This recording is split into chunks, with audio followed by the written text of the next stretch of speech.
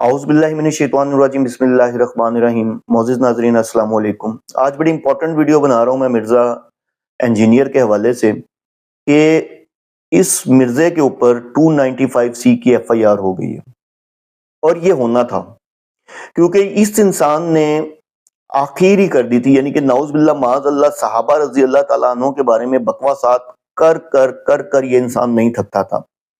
آپ یہ دیکھیں کہ جو انسان یہ الفاظ بولے کہ مجھے ابو بکر صدیق رضی اللہ تعالیٰ عنہ سے اختلافات ہیں، مجھے حضرت عمر رضی اللہ تعالیٰ عنہ سے اختلافات ہیں، مجھے حضرت عثمان غنی رضی اللہ تعالیٰ عنہ سے اختلافات ہیں، یار تمہاری اوقات کیا ہے؟ تم ہو کیا کہ تمہیں اختلافات ہوں گے؟ وہ جانے، ان کا معاملہ اللہ کے ساتھ ہے، ٹھیک ہے؟ تم کون ہوتے ہو؟ اور صحابی کے بارے میں تم کیا صحابی سے بہتر ہو؟ نعوذ باللہ معاذ اللہ ان سے بہتر اپنے آپ کو سمجھتے ہو؟ استغفر اللہ معاذ اللہ۔ آپ یہ دیکھیں کہ یہاں تک کہ میں نے آپ کے سامنے میری پلے لسٹ میں جا کے دیکھ لیں، انجینئر محمد علی مرزا ایکسپوز کے نام سے میری پلے لسٹ ہے، کہ وہاں دیکھیں کہ اس میں نے بہت ساری اس کی احادیث تعریف کرتے ہوئے اس کو پکڑا، اور پھر یعنی کہ جھوٹی روایات کو صحیح کرنا، صحیح کو جھوٹی کرنا، یہ اس کا بہت یعنی کہ جسے کہتے ہیں نا پسندیدہ عمل ہے۔ یعنی کہ جہاں صحابہ کی شان بیان ہو رہی ہوگی تو یہ اس حدیث کو ضعیف کہہ دیتا ہے، جہاں صحابہ رضی اللہ تعالیٰ عنہ کے بارے میں کچھ کمی کوتاہی ہوگی تو یہ اس ضعیف حدیث کو بھی صحیح کہہ دیتا ہے۔ تو یہ تو ہونا تھا اس کے ساتھ، کیونکہ کب تک آخر لوگ برداشت کریں گے؟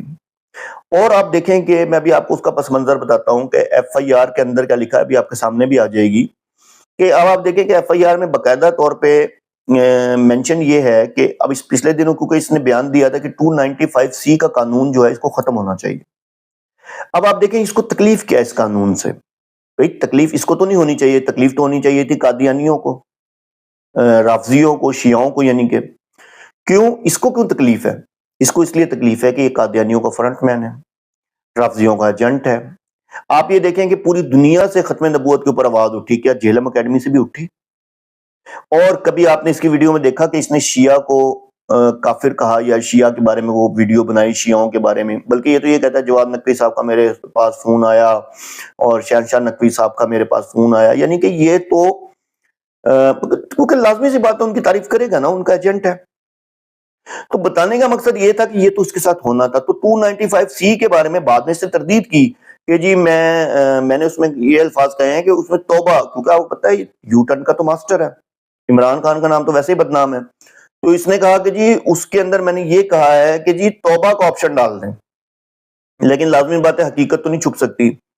اس کے بعد ایک حدیث ہے من سب نبیًا فاقتلوہ، تو اس حدیث کے حوالے سے یہ ایف آئی آر میں یہ حدیث بھی مینشن ہے کہ یہ اس حدیث کو اس نے ضعیف کہا ہے۔ آپ ایک لمحے کے لیے ضعیف اور صحیح کو سائڈ پہ کر دیں۔ بات یہ ہے کہ جب تیرے پاس علم نہیں ہے، میں ملٹیپل اس کی، آپ میری ویڈیو جب میری پلے لسٹ دیکھے تو میں ملٹیپل دفعہ اس کو ایکسپوز کر چکا ہوں ضعیف روایات پہ، اور ملٹیپل اس طرح کی روایات جو کہ جس میں تعریف کرتا ہے، ٹھیک ہے، اور کسی کی سند کا پتہ نہیں ہے، تاریخی واقعات بیان کر کے ان کو حدیث کہہ دیتا ہے، تو جو منہ میں آتا ہے یہ بولتا ہے۔ تو یہ سب تو ہونا تھا۔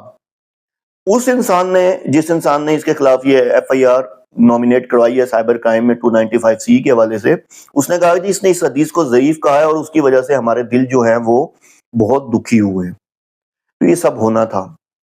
صحابہ رضی اللہ تعالیٰ عنہ کے بارے میں جس طرح یہ بکواسات کرتا تھا، اس کو تکلیف ہے صحابہ رضی اللہ تعالیٰ عنہ سے، تو یہ سب کچھ ہونا تھا۔ تو برحال اللہ عز و جل مجھے، آپ کو، ہم سب کو انجینئر محمد علی مرزا کے فتنے سے بچائے۔ وآخر دعوانا الحمدللہ رب العالمین۔